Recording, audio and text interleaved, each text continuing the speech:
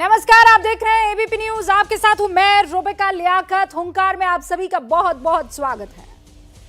शंखनाद, मंत्रोच्चार, हर हर महादेव, त्रिशूल और भगवान गणेश की मूर्ति, ये सारी बातें अगर या इन शब्दों को अगर मैं कहूं कि किसी एक पार्टी के चुनावी मंच में आप बदल दीजिए तो आप क्या कहेंगे? आपके दिमाग में कोई एक पार्टी आ गई होगी? किसी सियासी मंच पर एक साथ ये सब आपको दिखे होंगे, लेकिन किसी एक पार्टी के मंच पर दिखे होंगे, किसी बीजेपी नेता की रैली में दिखे होंगे, लेकिन आज ये सब हुआ है बहन मायावती के मंच पर, लखनऊ में। सारी चीजें जो बीजेपी नेता की रैली में नहीं, वो बीएसपी की रैली में दिखी। बीएसपी जो किसी जमाने में ब्राह्मणवाद के खिलाफ आवाज बुलंद किया करती थी, वही बीएसपी जो किसी जमाने में ब्राह्मणों को शोषण करने वाला बताती थी, आज सब कुछ बदल गया। लखनऊ में पार्टी के प्रबुद्ध सम्मेलन के मंच से मायावती ने ऐलान किया कि ब्राह्मणों को शोषण से आजादी हम दिलाएंगे, ब्राह्मणों के शोषण के खिलाफ उच्च स्तरीय जांच हम बिठाएंगे और दोषी अधिकारियों पर सख्त कार्रवाई करेंगे।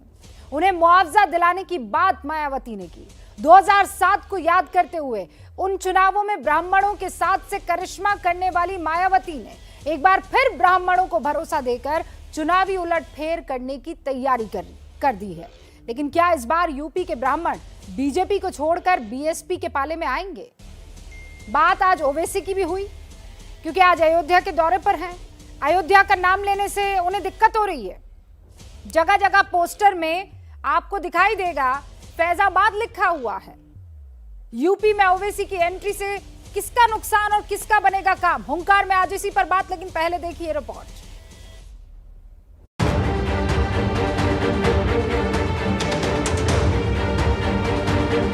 ब्राह्मण समाज के लोगों की अपनी सुरक्षा, सम्मान व तरक्की आदि के मामले में हर स्तर पर अनेकों ऐतिहासिक कार्य किए हैं।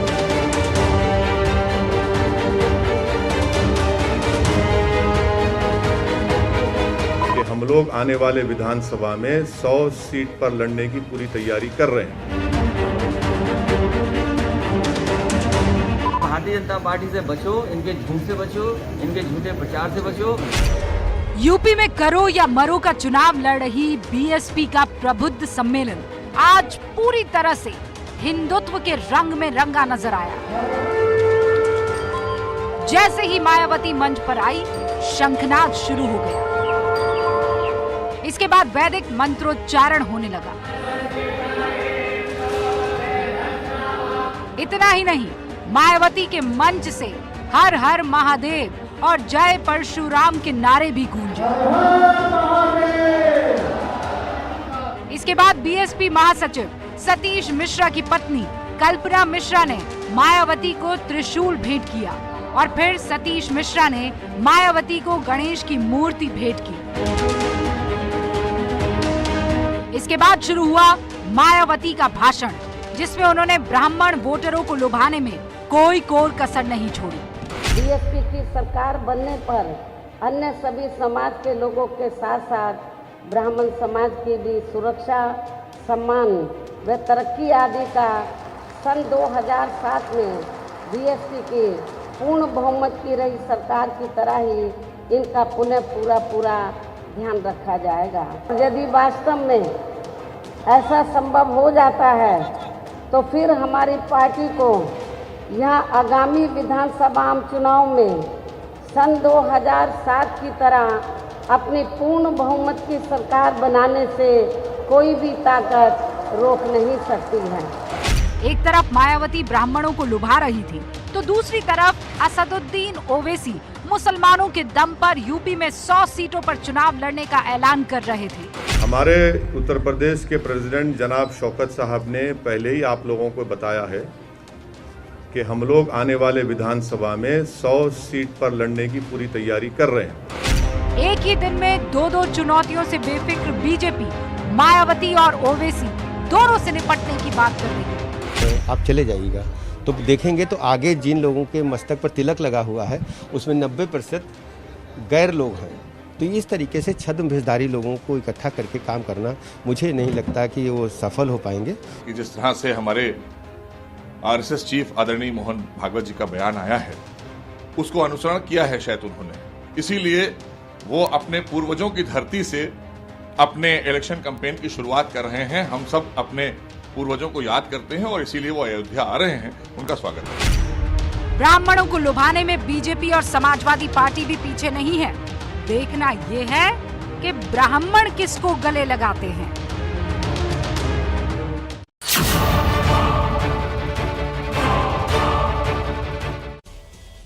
तो यूपी में दंगल किसका होगा मंगल, इस पर बातचीत करने के लिए, हुंकार भरने के लिए जो खास मेहमान हमारे साथ जुड़ चुके हैं, उनसे आपकी तारीफ और तारुफ करवा दूं। अभिज्ञान प्रकाश इस वक्त आपको दिख रहे हैं, नेशनल अफेयर्स एक्सपर्ट के तौर पर जुड़ गए। अनुराग भदौरिया समाजवादी पार्टी के प्रवक्ता आपको दिखाई दे रहे हैं। शांतनु गुप्ता जो कि पेशे से लेखक हैं आपको दिखाई दे रहे हैं। धर्मवीर चौधरी साहब इस वक्त दिख रहे हैं, प्रवक्ता हैं बीएसपी के। वारिस पठान साहब प्रवक्ता हैं एआईएमआईएम के। पंकज झा हमारे साथ जुड़ चुके हैं, मेरे सहयोगी। सबसे पहले पंकज, मैं इस शो की शुरुआत करने से पहले बस ये जान लेना चाहती हूँ, क्योंकि हमने भी तस्वीरें खंगालने की कोशिश की। सच बताइए, क्या ऐसा पहली मर्तबा हो रहा है कि मायावती की रैली में शंखनाद, जय सिया राम, जय परशुराम, गणेश जी की मूर्ति, मतलब हाथी की मूर्ति तो हमने बहुत दफा देखी है, मंत्रोच्चार, शंखनाद, ये पहले कभी नहीं दिखा मायावती जी की रैली में? नहीं, मुझे याद आ रहा है रूबिका कि साल 2007 में जब ये बार बार हो रहा है ना जिक्र की 2007 का वो सुपरहिट फार्मूला, उससे पहले जब ब्राह्मण सम्मेलन हुआ था तो यही लखनऊ में रमाबाई पार्क में मैंने देखा था, ये सब कुछ था। यानी कि गणेश की मूर्ति भी थी, ब्राह्मण शंख बजाएगा, हाथी बढ़ता जाएगा, ये नारे भी थे, वैदिक मंत्रोच्चार भी थे, ललाट पर तिलक लगाए चोटी वाले ब्राह्मण भी थे। दो चीज़ें नहीं थी, जय सियाराम के नारे नहीं थे और हर हर महादेव के नारे नहीं थे। कुछ लोगों ने नीचे मंच से जय श्री राम लगाने की भी कोशिश की, लेकिन मंच से नहीं हुआ है। लेकिन मुझे कुछ न कुछ जो याद आ रहा है ना, वो 2007 से थोड़ा सा अलहदा है, लेकिन कुल मिलाकर देखें तो ब्राह्मणों की वही छवि, यही नैरेटिव फिर से एक बार खड़ी करने की कोशिश मायावती और उनकी पार्टी की तरफ से मुझे दिख रहा है। अच्छा, लेकिन वो अलहदा क्या दिख रहा है आपको? बस यही जय सिया राम, जय श्री राम के नारे? इस नारों के साथ ना अगर आप देखिए कि ब्राह्मणों की जो पूछ हो रही है, वो उस वक्त जब मैं था ना 2007 में, काशीराम ने एक सफल प्रयोग किया था। उसमें यह था कि एक तरफ तो अनुसूचित जाति के वोटर और स्टेपनी वोट के तौर पर अति पिछड़ी जातियां और उसके साथ ब्राह्मण जो है ना आइसिंग ऑन द केक था। लेकिन इस बार वो अति पिछड़ी जातियां दिख नहीं रही है, तो उस हिसाब से ब्राह्मणों को ना डबल इंपॉर्टेंस मिल रहा है। ब्राह्मण और दलित सिर्फ रथ के जो मतलब हाथी के जो कह सकते हैं ना, दो ही सहारे अभी दिख रहे हैं मुझे, ये अलहदा तौर पर दिख रहा है। बाद बाकी जो तमाम चीजें आप कह रही हैं वो सब भी था, दो नारे उसमें और जुड़ गए हैं। ओके, धर्मवीर चौधरी साहब इसीलिए बीएसपी से हमारे साथ जुड़ चुके हैं। तो धर्मवीर चौधरी साहब, वो पार्टी जो कभी ये नारा दिया करती थी और जो ये कहा करती थी कि ब्राह्मण जो है वो शोषण कर रहे हैं, आज वो शोषित ब्राह्मणों को इंसाफ दिलाएगी, परिवर्तन है।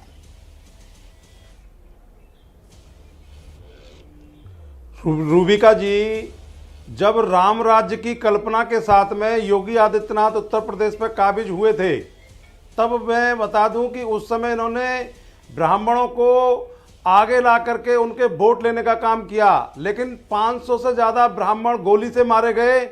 अगर उनकी सुरक्षा तरक्की के लिए आदरणीय बहन कुमारी मायावती जी ने प्रबुद्ध वर्ग के सम्मेलनों में कहा कि हम इनकी सुरक्षा और तरक्की करेंगे, और ये बहन जी आज कह नहीं रही है, 2007 की सरकार में हमने ये करके दिखाया था। इस आजाद भारत में 70 वर्षों में सबसे ज्यादा नारा तो आज मैं टीवी पर बोल नहीं सकती, ब्राह्मण समाज को अगर किसी ने दिया नहीं, वो नारा तो मैं आज बोल नहीं सकती हूँ, पर ये नारा तो आप ही की पार्टी के संस्थापक ने दिया था कि नहीं दिया था? अब आप उस मार्ग से अपने आप को बदल चुके, वो मार्ग आप बदल चुके हो। क्या था वो? तिलक? नहीं, तिलक, तराजू और तलवार। रूबिका जी वो क्या था? मैं उसे कंप्लीट नहीं करूंगी, बाकी सबको समझ में आ जाएगा। आपका चैनल, मैं क्या कह रहा हूं रूबिका जी, ये जो नारा है, ये विरोधियों की एक साजिश और एक चाल है। अगर आपके पास में इस नारे का कोई तथ्य है तो आप देश की जनता को दिखाइए, मैं भी आपके साथ देखना चाहता हूं। बहुजन समाज पार्टी सर्वजन हिताय सर्वजन सुखाय नारे के साथ सभी जाति धर्म के लोगों को लेकर के चलती है, और उसी में आज प्रबुद्ध वर्ग का जो समापन समारोह सम्मेलन आज आदरणीय बहन कुमारी मायावती जी ने, आदरणीय सतीश चंद्र मिश्रा जी ने किया है, उससे विरोधी पार्टियां बौखला गई हैं। और उसी तरीके से ये बदनाम करने के लिए जो आप कह रहे हैं ना कि सर्वजन हिताय के इस पूरे के पूरे मोटो पर चलने वाली पार्टी, अनुराग भदौरिया से भी तो पूछ लूं, बड़ी नजदीकी के साथ आपके साथ काम किया है भदौरिया साहब।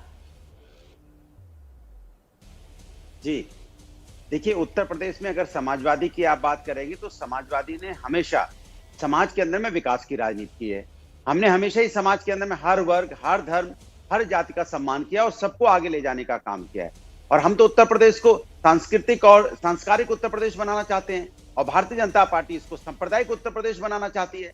अभी भारतीय जनता पार्टी को तय करना है कि सांप्रदायिक उत्तर प्रदेश उसको चाहिए। बीएसपी की बात हो रही है, बीजेपी की थोड़ी। अभी मैंने तो बीजेपी का जिक्र भी नहीं किया है। तो बीएसपी जो थोड़ी है, मुझे तो बीजेपी से ही बात करनी है, बसपा की बात हो रही है। नहीं तो आप बात कीजिए ना बसपा की, मुझे तो सत्ता से बात करनी है ना, क्योंकि सत्ता की जो भारतीय जनता पार्टी की सत्ता उत्तर प्रदेश के अंदर है, जिसकी नाकामी की वजह से यहाँ बच्चों की मौतें हो जाएं, कोविड काल में लोगों की बिना ऑक्सीजन से मौतें हो जाएं, और यहाँ पे महंगाई बेरोजगारी से लोग आत्महत्या करते रहे, किसान धरने पे बैठा उसकी मौतें हो जाएं, जहरीली शराब पीने से लोगों की मौतें हो जाएं, महिलाओं का चीरण हो, बच्चियों को गोली मारी जाने लगे, आतंकी जैसा माहौल हो, तो क्या हम किसकी बात करेंगे? सरकार की बात करेंगे या हम जो सरकार में नहीं उसकी बात करेंगे? हमें तो सरकार से बात करनी है। आप सरकार से बात कीजिए, मुझे कोई परेशानी नहीं, पर उत्तर प्रदेश में जिस बड़े स्तर पर ये रैली हो रही है वो कौन कर रहा है?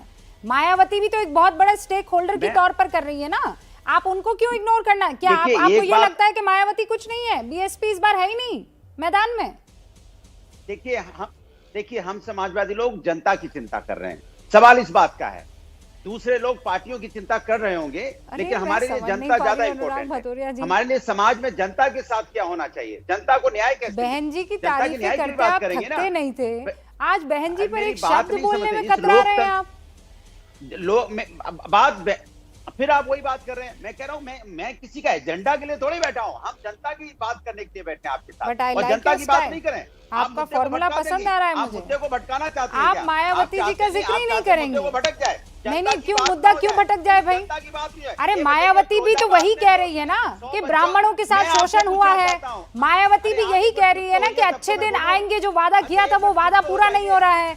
मायावती भी तो यही कह रही है ना कि चलो सब मिलकर समाज को आगे लेकर जाते हैं। रूबिका जी हो गई होता। अच्छा अब मैं बोलूं, रूबिका जी ये बताइए, 100 बच्चों से ज्यादा की मौतें हो गई यहाँ डेंगू से, वो ज्यादा इंपॉर्टेंट है या किस नेता ने क्या क्या वो ज्यादा इंपॉर्टेंट है? मैं आपसे पूछ लेता हूँ, चलिए इसी पे बात हो जाए। ये समाज के अंदर क्या जरूरी है, बच्चों की मौतें या कौन नेता क्या कह रही है ज्यादा जरूरी? तो अनुराग भदौरिया, आप ये वादा कर रहे हैं कि आगे आप कोई रैली नहीं करने वाले हैं, आप कोई सम्मेलन नहीं करने वाले हैं, क्योंकि महत्वपूर्ण ये बात है इस वक्त कि यहाँ पर अलग अलग इश्यूज जो हैं उत्तर प्रदेश में, उससे जनता त्रस्त है, और चूंकि जनता त्रस्त है तो कोई सम्मेलन कोई रैली नहीं होनी चाहिए, है ना अनुराग भदौरिया? मैं ये क्लिप संभाल कर रखूंगी। रैली भी, अरे सुन तो लीजिए, रैली भी होगी, जनता के बीच में लोग जाएंगे, अभी तो आप कह रहे थे, मुद्दों पे बात, अभी तो आप कह रहे थे कि ये रैली का क्या माने हैं? मायावती की रैली के कोई माने नहीं है चौधरी साहब, आपकी रैली के कोई माने नहीं है।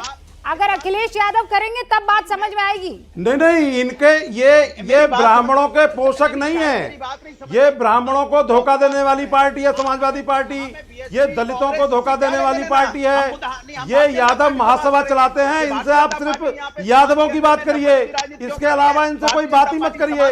और ये ध्रुवीकरण की राजनीति करना चाहती है समाजवादी पार्टी, ये चाहते हैं कि हरा रंग पहन करके इनको मुसलमानों के वोट मिल जाए, और ये चाहते हैं कि बीजेपी को हिंदुओं के वोट मिल जाए।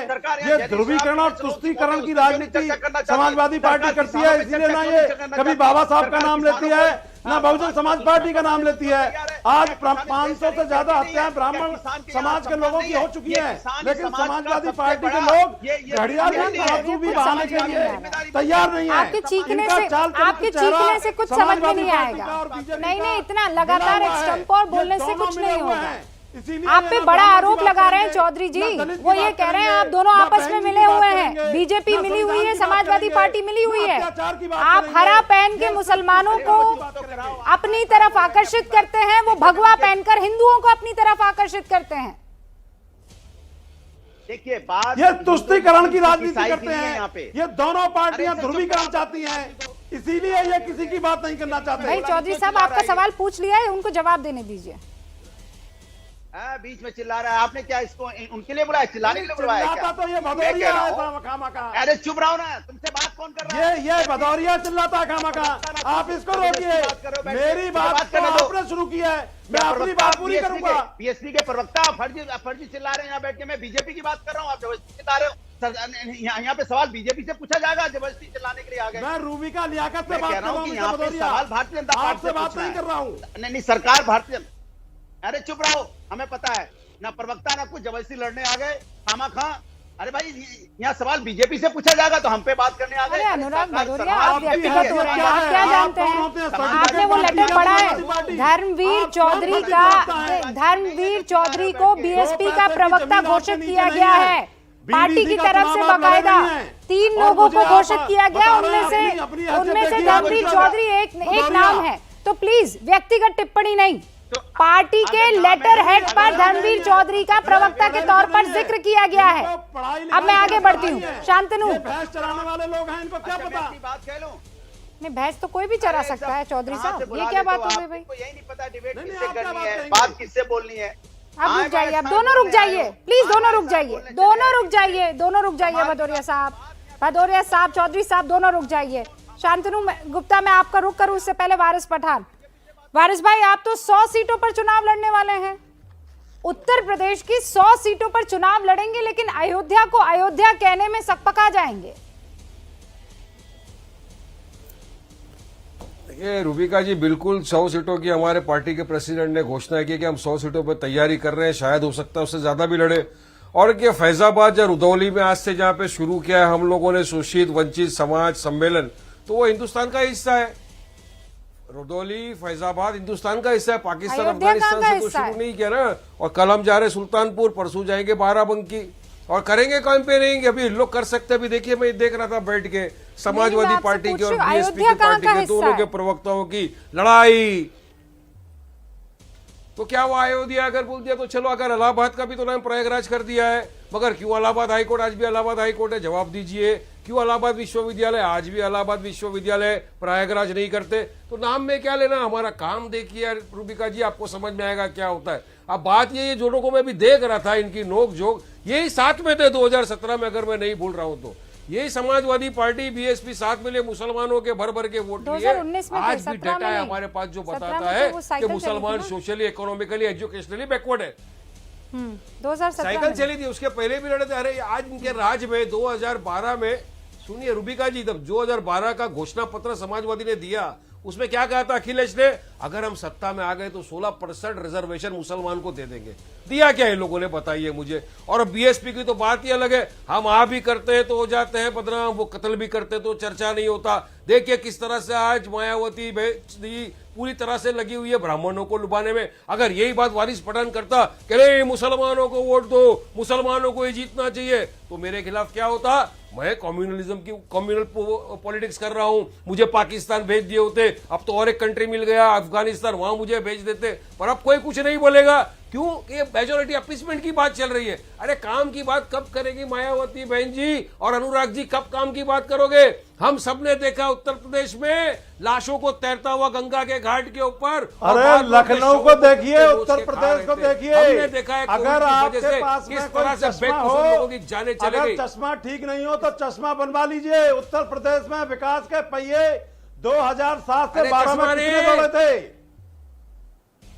इस लखनऊ की सूरत और सीरत बदलने का काम आदरणीय बहन ने किया। इसका विकास हुआ, बताइए। अगर आपने विकास किया होता तो आज मुसलमान और दलित वर्ग, पिछड़ा हुआ वर्ग नहीं होता वहां का। क्यों पिछड़ा हुआ वर्ग है, बताओ मेरे को। आज मुसलमान 2% से ज्यादा ग्रेजुएट नहीं है, इसकी वजह से शिक्षा के क्षेत्र में विकास हुआ, मेडिकल कॉलेज बनाए गए। वोट लेना है, वोट की राजनीति कितने करना है, दिए बनाए गए, विकास नहीं करना आप एक्सप्रेस लोग बनाए को। गए, आपको सिर्फ सत्ता में आके बनाए बैठना गए, है, मुसलमानों को लेबर अपने वोट एयरपोर्ट लेने की के गुलाम आदत बनाना है। वारिस पठान काम पूरा नहीं करना। टाइम आप ये कहते रहे कि हम यहाँ पर सबको साथ लेकर चलने के लिए आए हैं, लेकिन आप सिर्फ मुसलमानों का जिक्र करते रहे, वो जो है अलग अपनी जात पात लेकर बैठे रहे, तो हिंदुस्तानी कहाँ गया? जो पहले हिंदुस्तानी है वो कहाँ गया? आदरणीय बहन जी के शासन में रूबिका जी, ये क्या बात हुई? ये क्या बात हुई? खत्म किया। ये क्या बात है? रुकिए जब धर्मवीर मैं चौधरी जी, आपको रुकिए एक किसी के साथ सेकंड। सुन रहा था। आज आपने मैं रैली तो क्या इनके संबोधित झूठ कर को दी है खामोशी के साथ धर्मवीर सुन रहा था, चौधरी जी, इनके आप तो जनता मतलब इनके झूठ सातवें को आसमान देख पर है। अरे वारिस पठान भी अयोध्या होकर आए, रुकिए तो सही। एक रैली आपने की 2017 के बाद और आप देखिए तो सही, मतलब तूफान मेल हो गए आज तो आप। रुकिए चौधरी जी, रुकिए, ब्रेक लगाइए अभी। वारिस पठान, मैं आपके पास आऊंगी, उससे पहले कि ब्रेक लूं, मैं शांतनु गुप्ता और अभिज्ञान दोनों से एक ओपनिंग रिमार्क ले लेना चाहती हूं। शांतनु गुप्ता।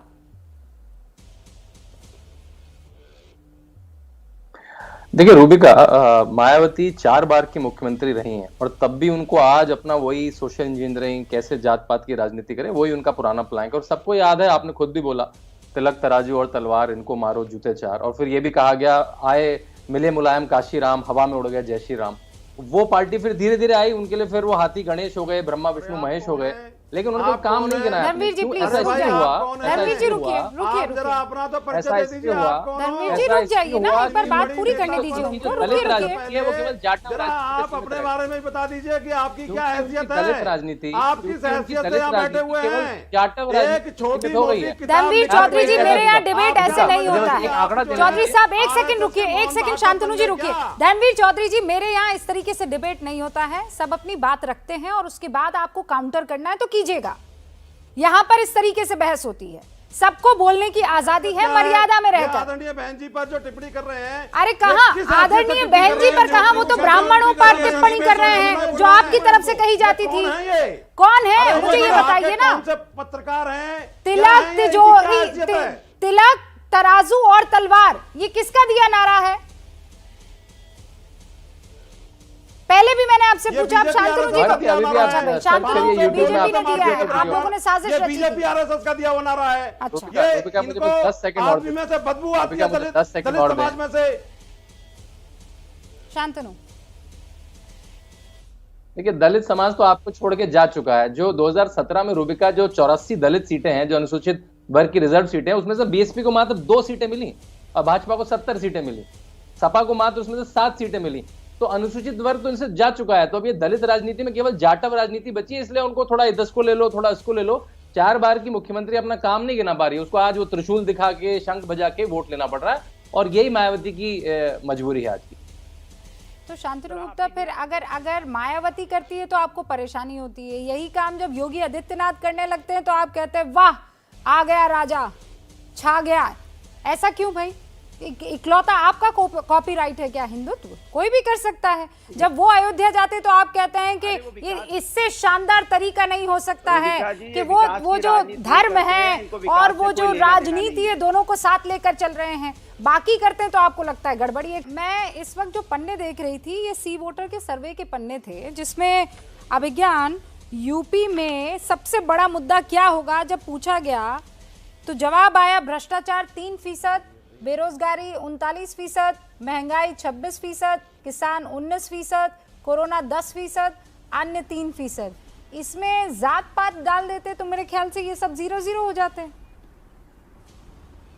वो 100% हो जाता। सच्चाई तो यही है। हाँ बिल्कुल सही। उत्तर प्रदेश, हाँ उत्तर प्रदेश की बिल्कुल स्टार्क रियलिटी, कड़वी सच्चाई है कि कास्ट और कम्युनलिज्म के आधार पर सारे राजनीतिक दल दशकों से वहां राजनीति कर रहे हैं। आप देख लीजिए, सबसे पहले तो मायावती नजर आई रूबिका, ये मेरे लिए इंपॉर्टेंट पॉइंट था, आपने देर से समय दिया मुझे बोलने का, लेकिन मैं कहना चाह रहा था कि फाइनली मायावती नजर आई। यही अपने आप में खबर है जो चौधरी साहब को बताना चाहिए कि आगे अब और ये क्या नजर आएंगी। तो आधार एकदम क्लियर है, सब अपने अपने समाज को, अपने अपने वोटर को खींचने के लिए जितना जातीय स्तर पर उतर सकते हैं उतना जातीय स्तर पर उतरेंगे। ये उत्तर प्रदेश की कड़वी सच्चाई है, इससे कोई मुंह नहीं मोड़ सकता। और जितना एफर्ट होगा, मैं साफ शब्दों में कह रहा हूं, जितना प्रयास होगा राजनीति को पोलराइज करने का, पोलराइजेशन पॉलिटिक्स में इंडल्ज करने का, उतना उत्तर प्रदेश में हर तरफ से किया जाएगा। और लीपा पोती का नारा क्या होगा ये भी सुन लीजिए। लीपा पोती का नारा होगा, ढकने का नारा होगा, जामा पहनाने का नारा होगा कि हम विकास की बात कर रहे हैं, हम विकास हमने हमारी सरकारों ने किया है। तो रियलिटी जो है वो बिल्कुल स्पष्ट है उत्तर प्रदेश की। बहुत बढ़िया पॉइंट आपने रखा कि ये सारे मुद्दे ही जीरो हो जाए अगर कोई कास्ट और कम्युनलिज्म की राजनीति के आधार पर कोई सर्वे होने लगे। तो शांतनु और धर्मवीर चौधरी दोनों हाथ उठा रहे हैं, कुछ कहना चाह रहे हैं। पहले धर्मवीर चौधरी, उसके बाद शांतनु गुप्ता, आपका रुख करूंगी। रूबिका जी, आदरणीय, आज किसानों का आंदोलन लगभग 1 साल से देश में चल रहा है और आदरणीय बहन जी ने किसानों के जो उचित मूल्य था गन्ने का, उसको 125 रुपए से 250 रुपए करने का काम किया। क्या ये किसानों के हित की बात थी या नहीं? और उसके बाद की जो सरकारें उत्तर प्रदेश में बनी, उन्होंने कितना गन्ने का मूल्य बढ़ाया? तो ये जो लोग हैं ये वो बात नहीं बताएंगे। साहब, आप आखिरी लाइन कैसे भूल गए? आप विज्ञान प्रकाश क्या कह रहे हैं कि आप लोग झूठा जामा पहनाएंगे, आप विकास की बात करेंगे, लेकिन सम्मेलन होगा ब्राह्मणों को लेकर, सम्मेलन होगा दलितों को लेकर, सम्मेलन होगा मुसलमानों को लेकर। आप लोग सिर्फ और सिर्फ बांटने का काम करेंगे और कुछ नहीं।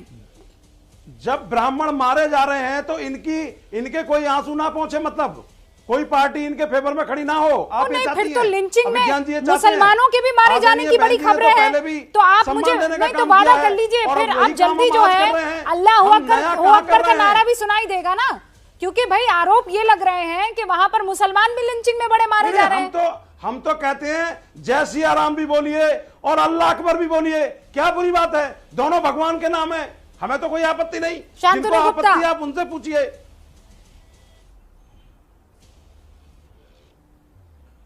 जी रूबिका, मैं कुछ अलग पॉइंट कहना चाह रहा था। अभिज्ञान ने कहा कि यूपी की राजनीति केवल जात पे है, मैं उस पर थोड़ा इतर रखना चाहूंगा कि 2014 से एक नया कैडर है, जो बेनिफिशियरी कैडर मैं कहूंगा, जो उत्तर प्रदेश में डेवलप हुआ है। इसीलिए ओबीसी राजनीति जो मुलायम सिंह यादव किया करते थे वो केवल यादव राजनीति पे सिमट गई है। जो दलित राजनीति मायावती करा करती थी वो केवल जाटव राजनीति में सिमट गई है। एक बड़ा बेनिफिशियरी कैडर है, चाहे किसी को गैस मिली है, किसी को टॉयलेट मिला है, किसी को डीबीटी मिला है, किसी का लोन माफ हुआ है। तो भाजपा ने नरेंद्र मोदी ने कौन ऐसा उत्तर प्रदेश में काम किया छलने का काम किया? केशव प्रसाद मौर्य जी को प्रदेश अध्यक्ष बना करके ओबीसी के वोट लिए और जबरदस्ती योगी आदित्यनाथ जी ने मुख्यमंत्री को कब्जा कर लिया।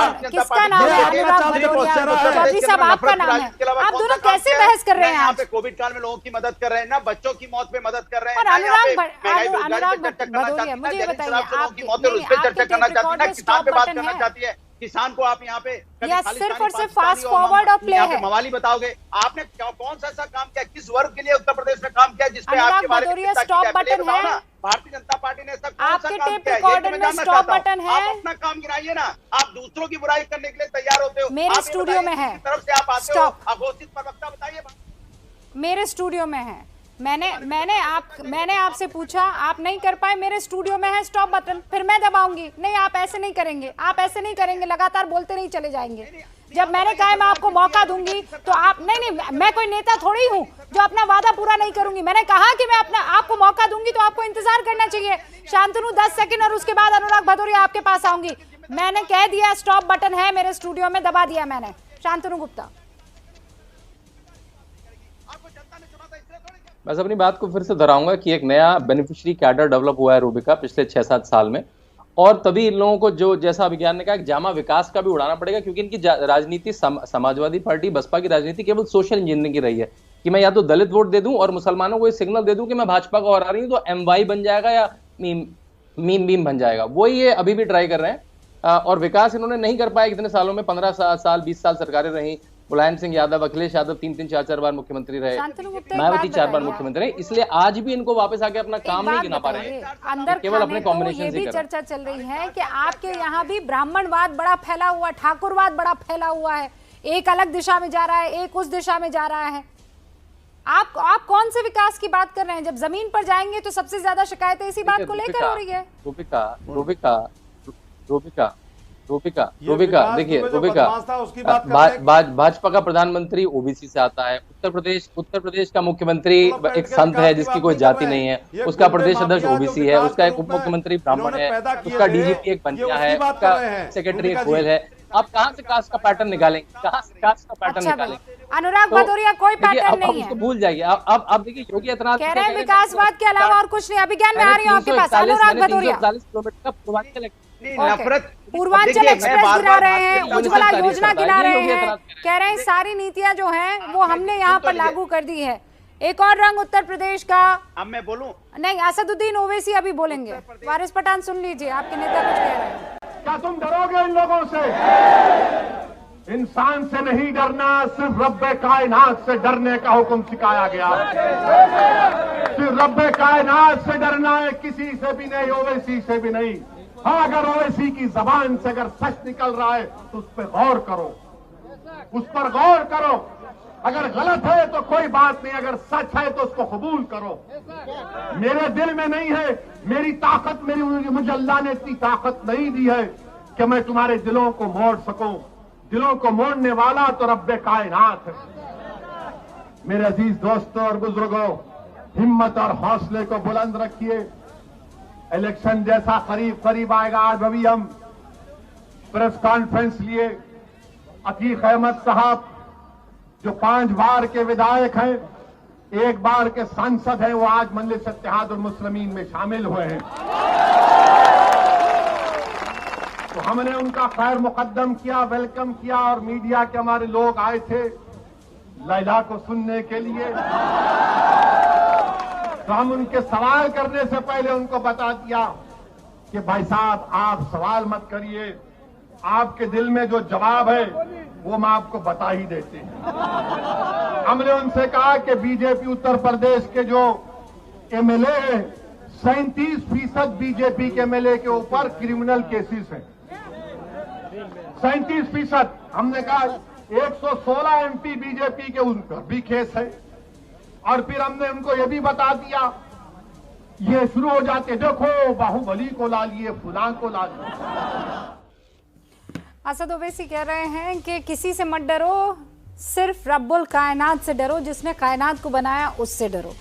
तो फिर क्यों डर रहे हैं आप अयोध्या को अयोध्या कहने में, और फैजाबाद बार बार नाम ले रहे हैं? आप किस बात से डर? यूपी मिशन पूरा करने के लिए मैदान में उतर चुके हैं, पहुंचे अयोध्या, और वहां से उन्होंने अब से कुछ देर पहले जनता को संबोधित भी किया था। हाँ वारिस भाई, 100 सीटों पर चुनाव लड़ेंगे, आप वोट काटेंगे या सरकार बनाएंगे? ये रूबिका जी, हम लोग किसी का ना वोट काटने जा रहे हैं, ना किसी को जिताने जा रहे हैं, ना किसी को हराने जा रहे हैं। हम जा रहे हैं हमारे कैंडिडेटों के लिए प्रचार करने के लिए, हम जा रहे हैं हमारे कैंडिडेटों को जिताने के लिए, हम जा रहे हैं हमारी हिस्सेदारी की लड़ाई लड़ने। हमको भी यूपी की पॉलिटिक्स में हमारा हिस्सा चाहिए। जिस तरह सबको हिस्सेदारी मिली है, उसी तरह हम चाहते हैं कि मुसलमानों को भी हिस्सा मिले। अगर 6-7% वाला सीएम डेप्यूटी सीएम बन सकता है तो 20% में से क्यों कोई मुसलमान डेप्यूटी सीएम नहीं बन सकता? ये हिस्सेदारी की लड़ाई है रूबिका जी, तो और हिस्सा मिलना चाहिए। आज पॉलिटिकल एम्पावरमेंट होना बहुत जरूरी है, क्योंकि जहां देखा गया जो पावर में रहते हैं लोग, उन्हीं के लोग पॉलिटिकल एम्पावरमेंट होते हैं। बीजेपी को कुछ सीटों की कमी पड़ जाती है, 100 में से आपकी कुछ सीटें वहां पर आ जाती है, तो आप बार्गेन करेंगे कि हमको डेप्यूटी सीएम दे दीजिए, हम आपके साथ आ मिलेंगे? देखिए, हम तो जा रहे हैं रूबिका जी बीजेपी को हराने, और इंशाल्लाह हम हरा के रहेंगे। और इस मर्तबा आप लिख लेना, योगी को हम सीएम नहीं बनने देंगे उत्तर प्रदेश का। और हमने कहा है जो भी चाहता है बीजेपी को हराना, वो आए हमारे साथ, असद ओवैसी के साथ कांधे से कांधा मिलाए, लड़े और हराए। अब हम इनकी गुलामी तो नहीं करेंगे ना, करेंगे भाई आओ हमको साथ में। योगी किसी कीमत पर मुख्यमंत्री नहीं बनेंगे, ये प्रण ले लिया है वारिस पठान ने। रूबिका, आपके चैनल पे मैं था, आपने 3 दिन पहले अपना सर्वे दिखाया है जिसमें 1% वोट शेयर बढ़ रहा है, 270-280 सीट आ रही हैं, और वो बिल्कुल सीधे लगता भी है किस तरह से पिछले 3 चुनाव में 2014, 2017, 2019 तीनों चुनाव में भाजपा का वोट परसेंट 40 या 50 के बीच में रहा है। तो वो 40-50 का वोट शेयर अब 20-25 आ जाएगा, ऐसी कोई भी संभावना नहीं है। ये बिल्कुल ऐसा ही होने वाला। 20-20%, 15 से 20% पे समाजवादी पार्टी रहेगी, 20 से 25% पे बसपा रहेगी और सरकार बनने वाली। तब तक आप परसेंटेज का तो आपने जिक्र कर लिया शांतनु, लेकिन जो सीटें आप पहले लाए थे वैसा तो कहीं दिखाई नहीं दे रहा है। हाँ, आप सरकार जरूर बना रहे हैं, लेकिन 259 से लेकर 267 के आसपास आपकी सीटें यहाँ पर दिख रही है, यानी भारी गिरावट भी है।